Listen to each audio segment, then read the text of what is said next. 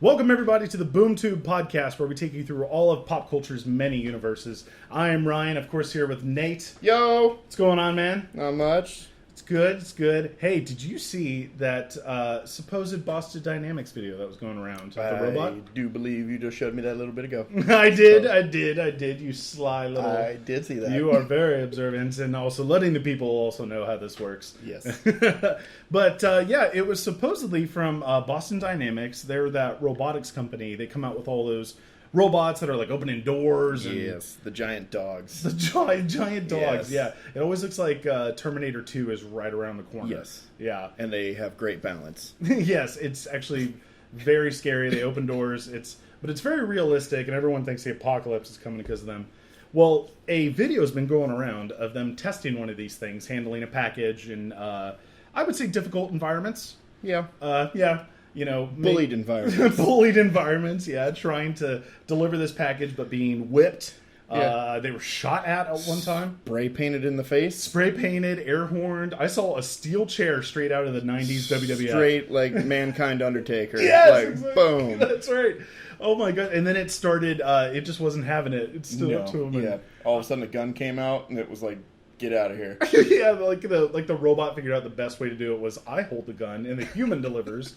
It was a really cool video, and it turned out it was from a visual effects team, and it was just kind of like a test, kind of like showing how realistic it can look. I thought it looked awesome. That old video of the bird scooping up the baby.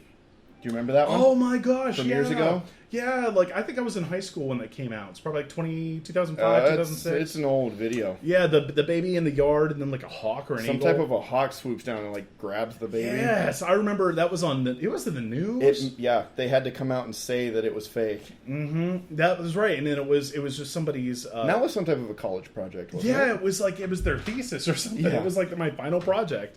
Pretty sure they did okay, but that would deserve an A in my book. with these visual effects artists, they ended up doing this video, and it looked pretty good. I thought it looked great. I will admit, when I first saw it, I did already know that it was fake. Yeah. So there were a couple parts where you can kind of tell, but I'm not even faulting them. I think it's just the technology, and we're all used to CGI at this point. Exactly. But it looked good enough. A lot of people, I guess, were freaking out. Any non-tech person would be totally fooled. Right. That way. Yeah, I completely agree. Anybody who maybe necessarily isn't in the know or knows what to look for, but it looked very convincing. It was a very entertaining video. It was. I'll put a link in the description so you can look that up if you haven't seen it yourself. But again, it was ultimately just a visual effects test. Yeah. But people were freaking out, and they had to come out and be like, "No, it was just a guy in a green suit." Then, I was gonna say they actually added a clip of the man in the green suit at the end. Yeah, with the mocap balls and all that stuff, but it was a good video. I thought it was pretty cool. That was awesome. But if you haven't seen it, check it out. It's definitely worth seeing, whether you know the gig or not. But Yeah. I'll put a link in there. But again, we are the BoomTube, so we take you throughout all of pop culture's many universes. So that includes TV, games, whether that be board or video. To the uninitiated, do you want to tell them what a boom tube is? Well, okay, yeah, that's a good idea. So anybody who may not know, this will be a bit more geek-centric, but... Because we are initiated. we are initiated, aren't we, Nate? Oh, yes. Yes. But if you are not initiated... Of course. Of course.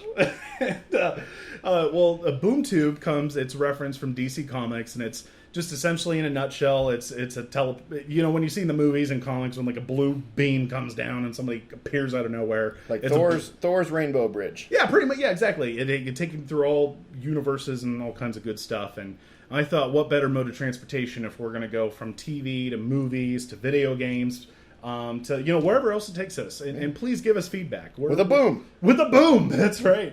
But we're ultimately here for you guys. Let us know if there's anything particular you want to hear from. Give us some feedback. That's why we're here. But Yes. I thought we should take that boom tube for a while. Here we and, go. What are you feeling? What are you feeling? I'm totally feeling the movies. Movies, let's take it. Boom! And, rest assured, we'll get a sound effect. or Yeah, something we won't at do one that point, again. But Sorry. I apologize to everybody out there. But we are now officially in the movie universe. And what's on your mind, man? What's going on? It smells weird here. It does smell a little odd, like burnt toast, but that might be a stroke. I'm not sure, but Okay, movies. movies, man. So what's on your mind? Oh, What came to well. mind when you said that? Our Patman. Our Patman. He's not my Patman. It's our Patman.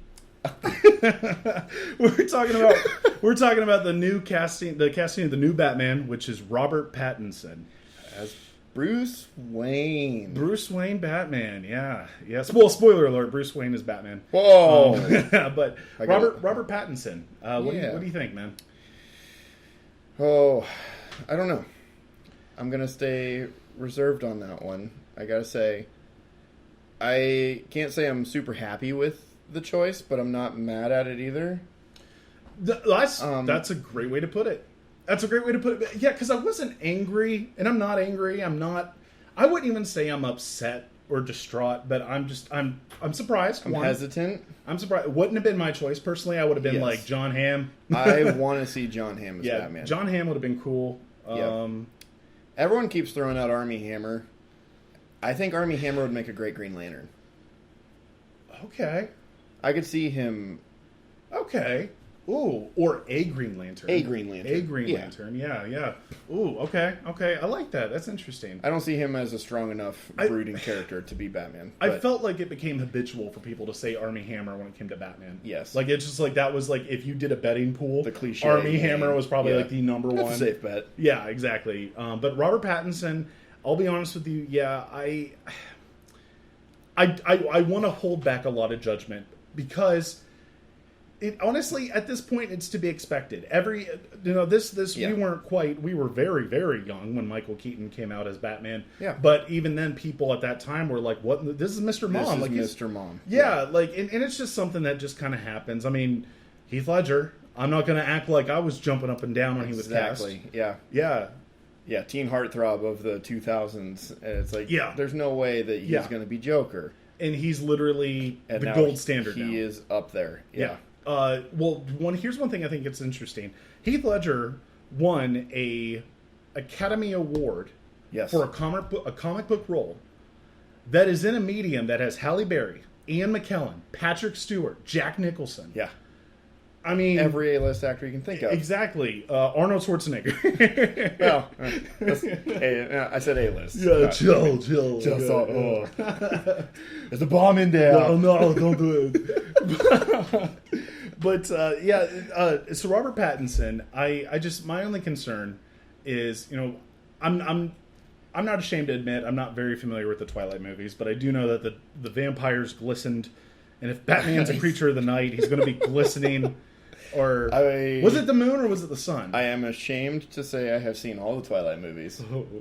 I watched them by myself behind closed doors because I was that embarrassed of it. Closed shutters. And I don't know why I even watched them because I didn't really enjoy them. But yeah, everybody always just immediately goes to those movies when they think of Robert Pattinson. And I've seen a couple super indie movies. One in particular called The Rover with... what's his name? Dude from the Time Machine. He was the bad guy in Iron Man 3. Oh, yeah. Oh! Yep. I'm going to flip out. Guy Pearce. Guy Pearce and Robert Pattinson were the two main characters in that movie. Okay. Both of them acted beautifully.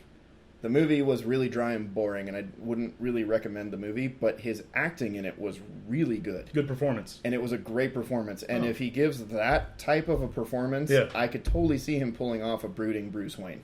Well, that's definitely something to consider, and I'm glad you said that because I saw Matt Reeves. He posted that GIF on Twitter, and it was just of him brooding. It literally was nothing but R. Pattinson just staring off and just brooding, doing the bat brood, the bat brood, the hashtag bat brood. and I'm looking at it, and I'm like, okay, all right, like I kind of see, like I see where you're going with this. Yeah. I will say one thing I do like about it. He's obviously younger. Yes. So I'm not saying I want to see him, if he's great, I want to see him as Batman for 10 years. I'm not saying that necessarily. But I'm saying from a physical standpoint, that'll be kind of cool. And I have heard that Matt Reeves wants to take it as a novice Batman. I like that. He is an established Batman, but he's still figuring it out. He's not... I like that. He's not the veteran, I already know everything, I'm the world's greatest detective. I love that, because he's not going to be... He's going to have some actual obstacles as opposed to... I love Batman. I'm the biggest Batman fan you'll ever meet, but like... it really is he can solve the problem because he's Batman. Yes. And that is nice. So I do like that. It opens up the door to more error, to more, well, honestly, just a better movie. There are some comic books where that actually becomes a bad cliche. I have watched that there's these huge obstacles throughout the comics and nobody knows how to get through them. And then Batman pulls out a little folder and he's like, oh, well, I've been working on this machine for 10 years because I knew this was going to happen. Yeah. And it's like, okay, that's a real cheesy way of getting out of this. Yeah. You know what I mean? And so I feel like him being a novice and trying to learn how to be that guy is going to be really impressive. I like that. Well, and I do like that because if there's going to be as many villains as I claim there's going to be, if he's a novice now, then ultimately when he is awesome and he is Batman and he does have a challenge, that's really going to like sink in that like, I mean, that would be a big bad. Not even a Joker quality. I'm talking like a Ra's al Ghul or Bane type or something. But I'm talking like 3 movies down the way. Yeah. I'm hoping that some of the 6 reported villains that are going to be in there are just cameos.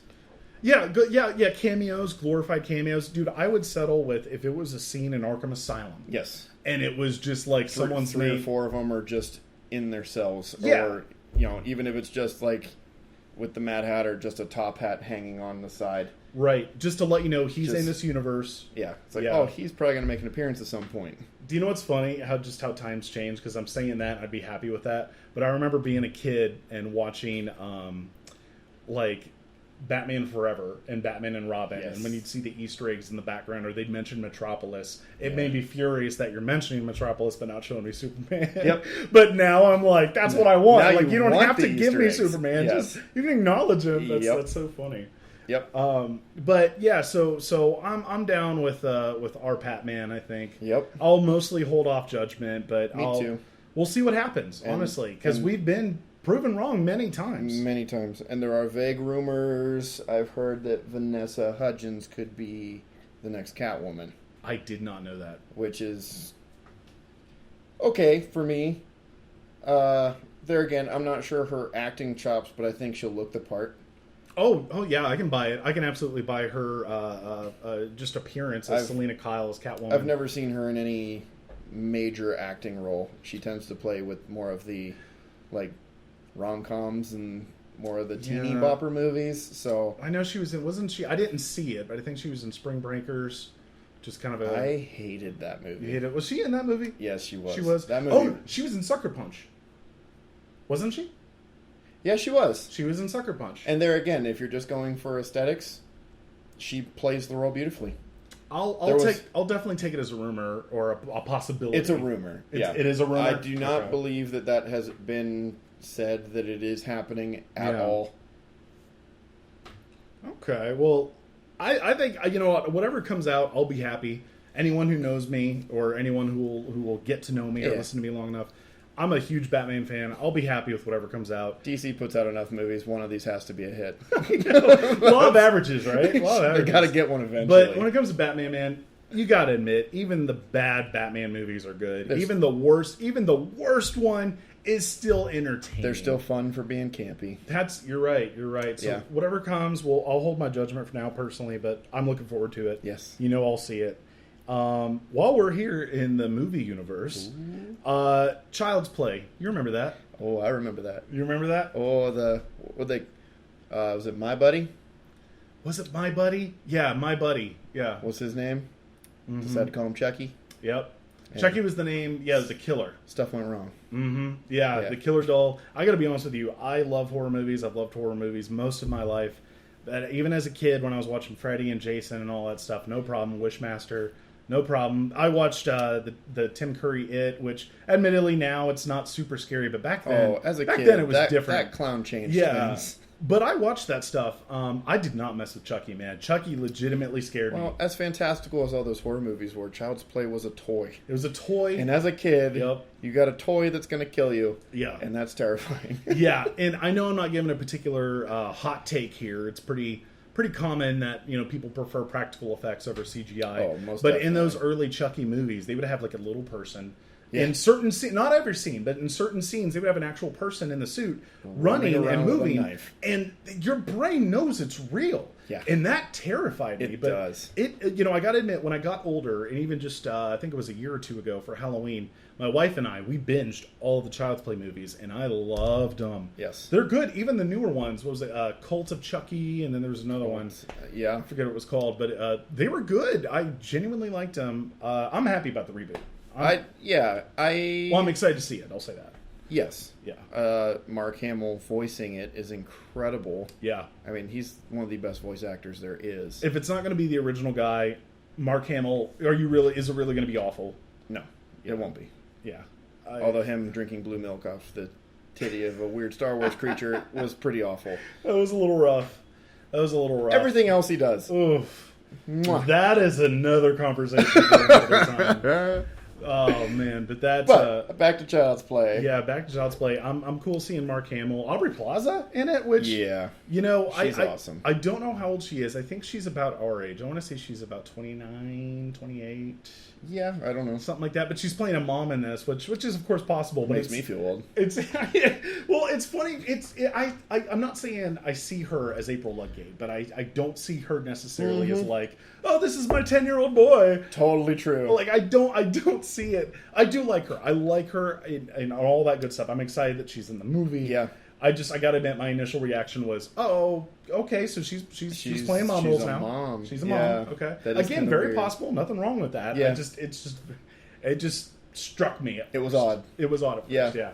But I am excited to see the movie. But the reason I bring it up, is actually their part of their marketing, part of their promotions. Did you know that Child's Play is coming out the same day as Toy Story 4? Yes. Like, that's amazing. I don't know if Toy Story had it first and then Chucky took it. They had to have. They had to have, right? It had to have been their move. It's too good.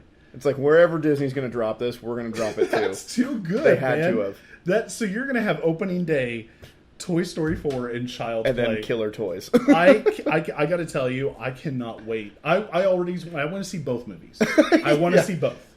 I want to be their opening day for Chucky. Let's go see Cute Toys and then go see Murderous Toys. I want to see Chucky opening day just to be in that part of that crowd, and then we divert to the right as all its Toy Story 4 goes. Everybody's going there. I think it's going to be great. But so it's coming out at the same time as Toy Story 4. Already good marketing, good buzz. We're talking about it now. Yes. But the posters. So the posters, and you saw those. I sent them to you. Yeah. The posters, I'll try to send a link, or if I can't get specific ones, look up Child's Play posters. But they have him essentially killing knockoff versions of the Toy Story characters. Reminiscent of Deadpool marketing. Oh, because it is straight up just knocking off everything else. That's going on, and it's so good. Mm-hmm. It's the best marketing you can do. It's guerrilla marketing. It really is.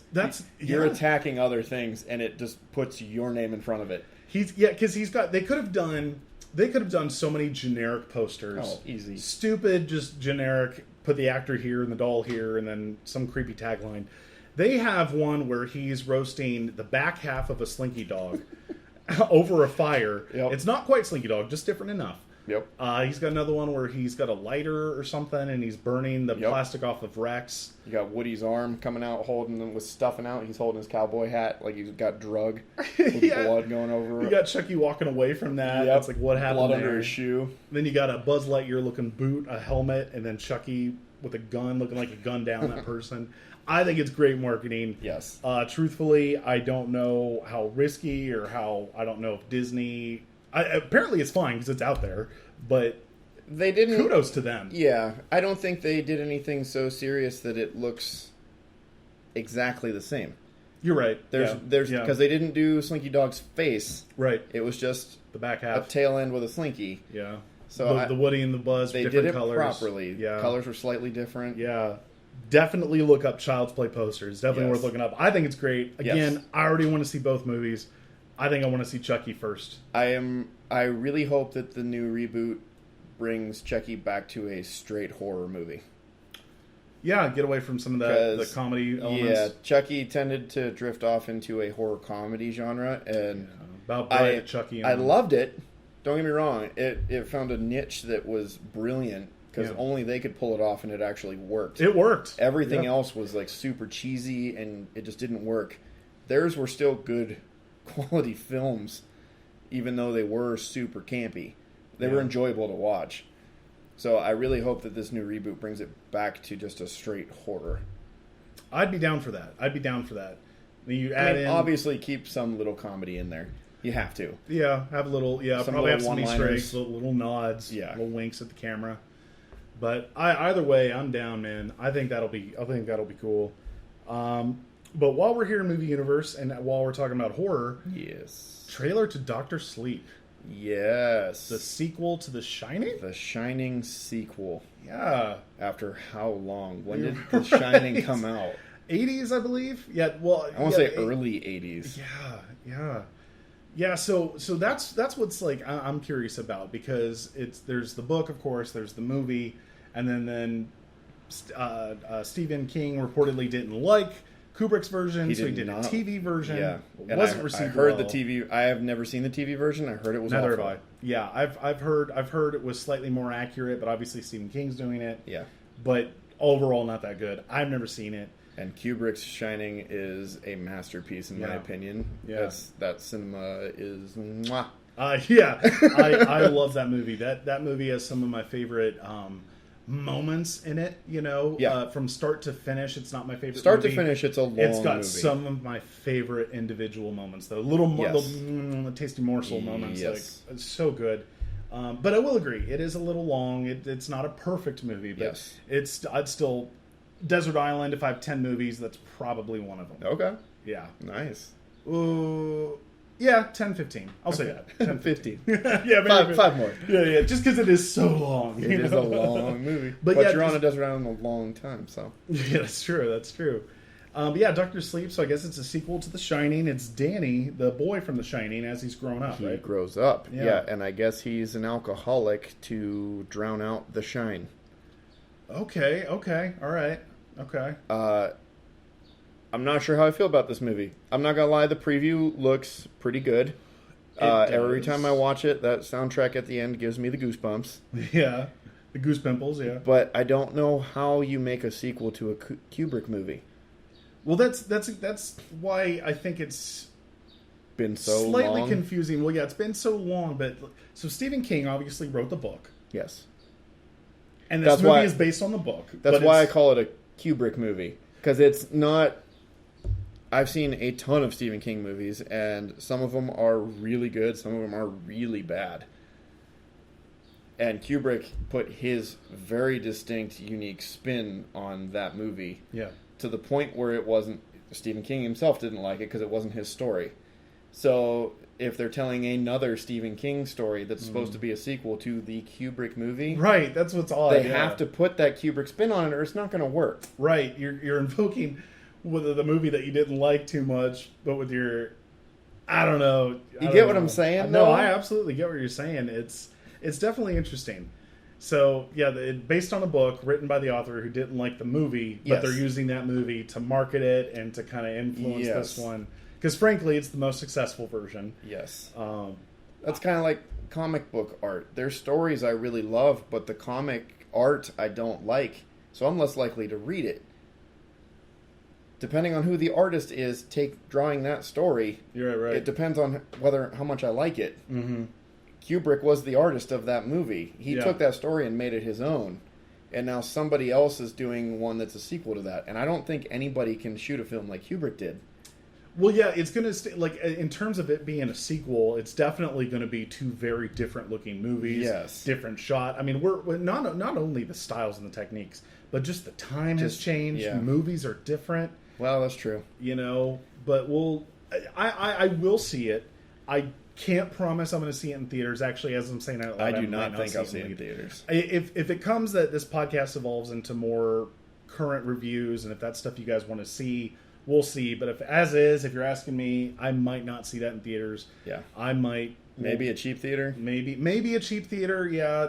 I don't remember at the top of my head when it comes out, but cheap theater around October, what the heck? Kill a couple hours, you know. But hey, Dr. Sleep, written by Stephen King. Yes. His son's an author too, right? But he goes by that pen name. Joe Hill. Joe Hill. Joe Hill actually has a book of his that's being adapted into a TV show. So I think we're about to boom to TV universe. Boom! And we're here, the TV and we universe. did it again. And we did it again, and I'm very sorry about that. Sorry. Listen again. I have to emphasize. We may have cracked your speaker. I'm sorry. I do apologize. That will not happen again. Maybe one more time. Maybe one more time. We'll see. Be ready. But we're here in the TV land. TV boom. TV boom. TV Yes. boom. We boomed to the boob tube. The boob tube. Ooh, that's fun to say. Boom to the boob tube. And so Stephen King's son goes by the pen name. The pen name. What was it? Joe Hill. Joe Hill. And he writes amazing books. Horns was a brilliant one, and they actually turned that into a movie with Daniel Radcliffe. I didn't see it. The movie was okay. The book was awesome. Yeah. And honestly, I've tried reading Stephen King. I find his writing to be extremely hard to read. He's very detailed and very long-winded. And Joe Hill writes like Stephen King, but he paraphrases. His books are shorter. They are better, in my opinion. And they are just as creepy and horror-filled. So if you're looking for a good horror author, go look up Joe Hill. He's got some awesome books. But one of his books that just came out, called Nosferatu, is being turned into a TV show on AMC. Well, that's pretty cool. Now, I didn't read the book. I'm not. I have not read that book. I'm sorry. Well, I'm not super familiar with it, and I just recently saw the trailer. But right off the bat, I hear Nosferatu. I think of like the old school, like that old German version of vampire. Dracula. Yeah, the old vampire. And this movie does have a vampirish villain in it, so Okay. I think that's what he was going off of. And it kind of, from the vibe that I got from the trailer, and again, I haven't read the book or anything, but he's like a supernatural child abductor of sorts. Yes. Which should be interesting. It's a series. I wonder if it's a mini series or a full series or That I don't know.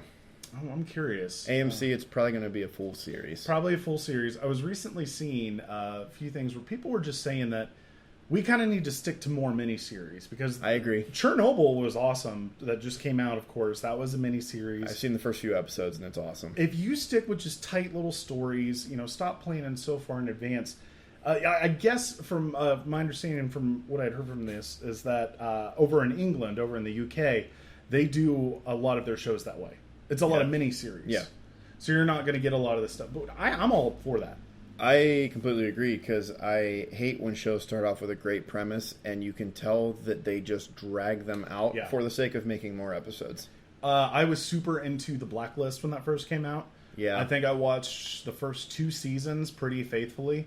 And then when it got to the point where it's like, okay, they're not progressing like at all. Yeah. I dipped, Yep. But if that was a contained, start to finish, here's the story. That would have been awesome. Yeah.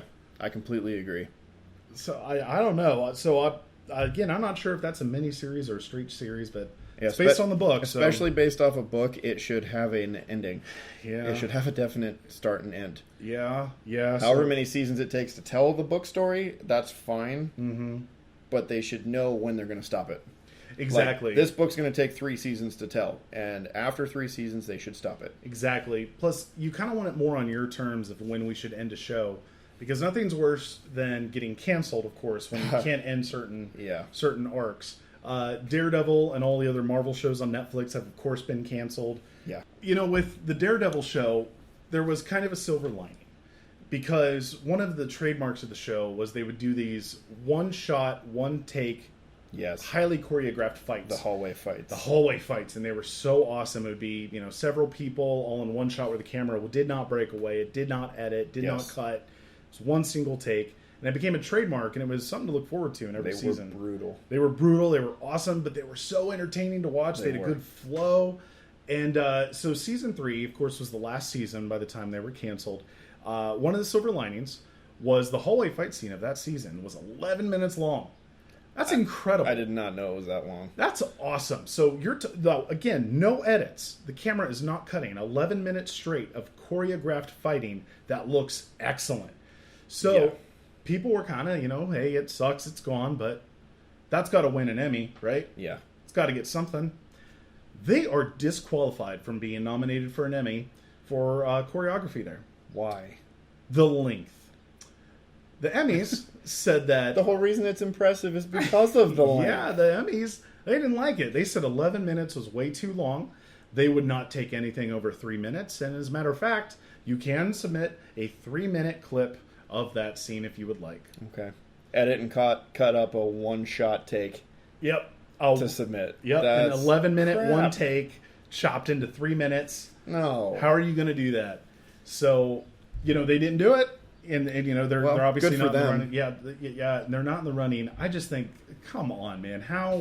Well, Get out of here. award shows bother me anyways. You're blowing smoke up your own butt. Yeah, I truthfully, I don't know anybody. I've never done it, and I can't speak for anybody, but I can't imagine too many people have specifically chosen or not chosen a movie because it's won an Oscar. Oh yeah, I mean, maybe it has, from the hype, but it doesn't carry as much weight as I think some people would think that it really does. Yeah. But one thing that just strikes me as odd is I really think the stunt community, stunt professionals deserve so much more recognition. They deserve to be 100%. they deserve to be recognized in awards. Yes. Frankly, it blows my mind that we love athletes, but we can't really name any stuntmen. Yeah. And you had brought up a really good point earlier where you had said, these actors, they'll read a couple lines and we know their lines or we know their names, and this guy will jump from a 100-story building and we don't know his name. Yeah. It's- Break multiple bones in the process. Yeah, Get paid a fraction of what actors are getting paid. I just respect. I think stuntmen, they do Yeah. amazing work. I respect them. I couldn't do it. Blows my mind they're not more respected. But Yes. But yeah, this is just they're being snubbed because of the length. An achievement like that, and it's like, well, you know what? It was too good that it's, whatever, man, whatever. I do know that Quentin Tarantino really pushes for stunt doubles. The one blonde Australian chick that he actually has act in a lot of his movies is a stunt woman. Really? She started as a stunt woman Oh wow! and became well known enough that he actually started just casting her as whoever she was playing. That's cool. It's like, yeah, you're not going to be a double for somebody. You are the actor. That's cool. And just to kind of prove how easy it is, she was a stunt double that just picked up acting, and she's an awesome actress. So Well, I really feel like the stunt double work is way harder than acting. right. I would imagine it's easier to teach them to act than Yeah. to have an actor Do the stunts. start stepping up and doing some crazy Minus stuff. Tom Cruise, because he's a Minus- nut. Because he's a nut. Yeah, I personally, he's whatever, but professionally, you got to give it to the That guy. dude's crazy. Yeah, he's good for him, man. But hey, while we're here in the TV universe, I'd be Yes. remiss if I didn't talk about the DC universe streaming app. Yeah, Yeah. not doing too well. I guess they're going to can it. Or that's what they're talking about. They're talking about They're it. I talking don't about know it. if it's going to happen or not. They just, I don't know. Warner Brothers can't seem to get their act together. Yeah. They want everything here and now and don't work the kinks out of anything. They just push for stuff. Now, what I assume when I already assumed they were going to close it in some fashion, only because Warner Brothers is going to come out with their own streaming service, and I assume, of course, DC would just be lumped into that. I just find it odd you just don't come out and say that. Yes. Because I feel like it'd be easier to say, hey, listen, this is running now. We're gonna shut it down in August or whatever. But that's only because in October, Yes. the Warner Brothers service And is even coming still, out. they should sell it as a double package. You get the Warner Brothers catalog plus DC Universe. Oh yeah. Not just, we're Warner Brothers. You know what I Yeah. mean? Right, Because right. people still, part of the DC Universe was that you could read comics through the website. Yeah.